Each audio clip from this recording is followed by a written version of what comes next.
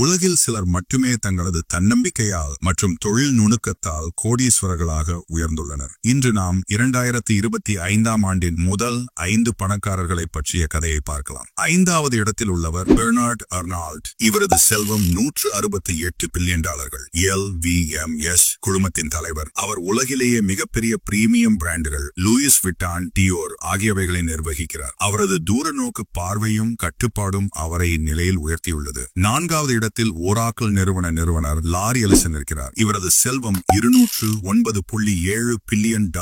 ஓராக்கிள் நிறுவனம் தரவுத்தள நிர்வாகத்தில் பெரும் மாற்றங்களை கொண்டு வந்தது. அவரது செல்வம் தொழில்நுட்ப உலகில் ஏற்பட்டுள்ள தாக்கத்தை காட்டுகிறது. 3வது இடத்தில் மார்க் ஜக்கர்பர்க் இருக்கிறார். இவருடைய செல்வம் $211.8 பில்லியன்.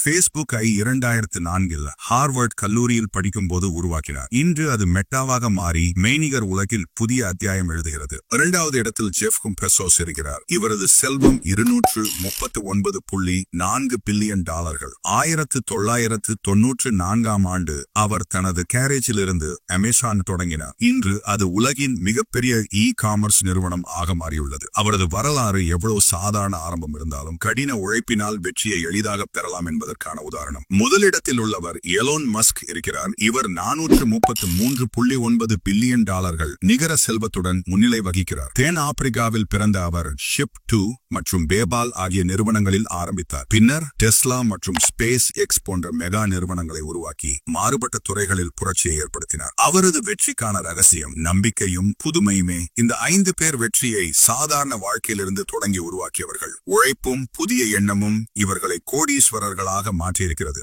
உங்களுக்கும் இவர்கள் போல் வெற்றி அடையலாம். புதிய எண்ணங்களை உருவாக்குங்கள், வெற்றிக்கு முயற்சி செய்யுங்கள்.